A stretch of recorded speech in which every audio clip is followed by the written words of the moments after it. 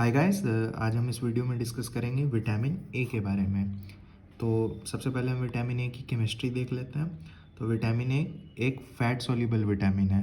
तो जैसा कि हम जानते हैं, vitamin A, D, E, and K are fat soluble vitamin और बाकी जो विटामिन है वो वाटर सोल्यूबल विटामिन है। तो विटामिन ए की टोटल 3 डिफरेंट केमिकल कंपाउंड्स होती है। वो कौन कौन सी होती है? वो होती है retinol, retinal and retinoic acid. ठीक है। अब रेटिनॉल में जो होता है वो OH रहता है, रेटिनल में एल्डिहाइड रहता है और रेटिनोइक एसिड में एसिड रहता है। ठीक है। अब आ जाते हैं हम लोग इसकी RDA यानी रिकमेंडेड डेली अलावेंस पे। पर डे कितनी लेनी चाहिए? चिल्ड्रेन में लगभग 400 to 600 microgram per day, main में 750 to 1000 mg per day, women में 750 mg पर डे और प्रेग्नेंट वुमेन में 1000 mg पर डे। हम लोग डाइटरी सोर्सेज अब देख लेते हैं विटामिन ए के। कौन कौन से डाइटरी सोर्सेज होते हैं? तो एनिमल सोर्सेज जो होते हैं वो होते हैं मिल्क, बटर, क्रीम, चीज़, एग योक, लिवर, ये सब होती हैं। फिश लिवर ऑयल्स होती हैं। वेजिटेबल्स की बात करें तो carrot, papaya, mango, green leafy vegetables सारी जो है good sources of vitamin A हैं। ठीक है।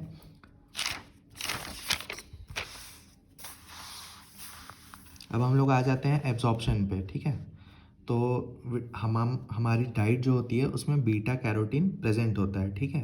तो बीटा कैरोटीन जो है वो ब्रोकन डाउन किस में होता है? रेटिनल में। ठीक है। और जो एब्जॉर्प्शन ऑफ रेटिनल होता है वो अदर फैटी एसिड्स जो होती हैं प्रेजेंट हमारी बॉडी में उसके साथ एब्जॉर्ब हो जाता है। अब जो नेक्स्ट स्टेप है उसमें रेटिनल जो होता है वो रेटिनॉल में कन्वर्ट हो जाता है। ठीक है। और जो म्यूकोसल सेल्स होते हैं उसमें जो है रेटिनॉल जो होता है वो एस्टेरिफाइड हो जाता है। किसके साथ? अदर फैटी एसिड के साथ। एस्टेरिफिकेशन आपको पता होगा, वही एस्टेरिफाइड हुआ यहाँ पे मतलब। और जो है फाइनली ट्रांसपोर्ट कर दिया जाता है कहाँ पे? Liver, by chylomicrons. ठीक है।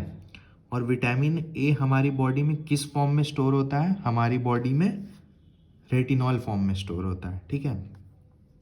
अब जो ट्रांसपोर्ट होता है, अब लीवर में तो चला गया ट्रांसपोर्ट होकर। ठीक है। अब वो ट्रांसपोर्ट कैसे होगा? अब विटामिन ए जो है वो लीवर तक पहुंच गया। अब लीवर से टिश्यू में कैसे ट्रांसपोर्ट होगा? तो विटामिन ए जो होता है वो लीवर में वो ट्रांसपोर्ट जो होता है वो किससे होता है? RBP यानी रेटिनॉल बाइंडिंग प्रोटीन से। इसको आगे हम थोड़ा फ्लो चार्ट में देखेंगे तो ज़्यादा अच्छा से समझ में आएगा। ठीक है। अब अपटेक बाय टिश्यूज़, अब जो है लीवर से टिश्यू में जाएगा और तो टिश्यू को अपटेक भी तो करना पड़ेगा। तो जो रेटिनल बाइंडिंग प्रोटीन है वो जो है बाइंड करता है specific receptors on the retina, skin, gonads and other tissues. ठीक है। हमारी जो रेटिना, स्किन, गोनाड्स उसमें कुछ कुछ रिसेप्टर्स होते हैं तो उससे वो RBP बाइंड कर जाता है। ठीक है। और जो विटामिन ए है वो जो सेल के अंदर है वो चला जाता है और जो वहाँ पे CRBP होता है यानी cellular retinoic acid binding protein उसके साथ बाइंड कर जाता है। फिर वहाँ पे ये जो कॉम्प्लेक्स बनता है ये बाइंड कर जाता है किससे? Hormone responsive complex element of DNA। ठीक है। HRE of DNA। ठीक है। तो बेसिकली इससे होता क्या है कि जो जीन्स एक्टिवेट हो जाती हैं और ये जीन्स जो होती हैं mRNA जो है प्रोड्यूस करती है, जिसके कारण जो डिफरेंट प्रोटीन्स होती है वो सेल डिफरेंशिएशन या सेल ग्रोथ या जो भी चीज़ की ज़रूरत है उस हिसाब से हो जाता है। तो आइए हम थोड़ा डायग्राम देख लेते हैं। तो जैसा कि आप इस डायग्राम में देख सकते हैं हमारी डाइट में बीटा कैरोटीन प्रेजेंट होता है। तो जो बीटा कैरोटीन होता है वो रेटिनल में कन्वर्ट हो जाता है। जैसे कि मैंने बताया था रेटिनल का एब्जॉर्प्शन जो होता है अदर फैटी एसिड के साथ हो जाता है। फिर रेटिनल जो है वो रेटिनॉल में कन्वर्ट हो जाता है। ठीक है। अब यहाँ देख सकते हैं डाइट में हमारी रेटिनाइल एस्टर्स भी होती है जो रेटिनॉल में कन्वर्ट हो जाती है। तो ये दोनों रेटिनल जो है रेटिनॉल जो है वो एक साथ जो है फिर कंबाइन होकर रेटिनाइल एस्टर्स में फॉर्म करती है। ठीक है। और ये काइलोमाइक्रॉन्स के द्वारा कहाँ ट्रांसपोर्ट कर जाती है? लीवर में ट्रांसपोर्ट कर दी जाती है। ठीक है। यहाँ तक मैंने बताया था अच्छे से कि लीवर में पहुँच जाती है। उसके बाद अपटेक कैसे होता है? लीवर से ट्रांसपोर्ट कैसे होता है? तो मैंने बताया था एक RBP करके प्रोटीन होता है जिसे रेटिनॉल बाइंडिंग प्रोटीन भी कहते हैं। ठीक है। ये देखिए रेटिनल है, रेटिनॉल है और रेटिनॉल से RBP जुड़ा तो रेटिनॉल बाइंडिंग प्रोटीन बन गया। ठीक है। यहाँ पे और ये आरबीपी जो होता है जो भी टारगेट सेल है उसमें चला जाता है। तो अब हम लोग आ गए थर्ड पे, विच इज़ दी अपटेक। तो अपटेक कैसे होता है, अब जो रेटिनॉल है यहाँ पहुँच गया, रेटिनॉल बाइंडिंग प्रोटीन यहाँ से डिटैच हो जाता है, क्योंकि फिर जो नेक्स्ट रेटिनॉल आएगा उसके साथ ज्वाइन करके। तो बेसिकली आरबीपी का काम है लीवर से जो टारगेट सेल है उसमें रेटिनॉल को पहुँचाना। ठीक है, फिर रेटिनॉल जो होता है वो आपका mRNA वगैरह फॉर्म करेगा और स्पेसिफिक प्रोटीन्स जो है फॉर्म करेगा, जिसके कारण सेल डिफरेंशिएशन, सेल ग्रोथ वगैरह वगैरह होगा। ठीक है, और जैसा कि देख सकते हैं यहाँ लीवर में ऑल ट्रांस रेटिनॉल फॉर्म होता है। तो ऑल ट्रांस रेटिनॉल फॉर्म जो होता है वो रेटिना में चला जाता है और जिससे वो विजुअल साइकिल में चला जाता है। अब हमारा नेक्स्ट टॉपिक विजुअल साइकिल ही है। जैसा कि देख सकते हैं ये वाइल्ड्स विजुअल साइकिल है। तो जो बायोकेमिकल रोल है विटामिन ए का उसमें से एक है वाइल्ड्स विजुअल साइकिल। ठीक है, तो जो वाइल्ड्स विजुअल साइकिल होता है उसमें हमारी जो फोटो रिसेप्टर्स होती हैं वो हमारी जो देखने में हेल्प करती है, बेसिकली वही वाली साइकिल है।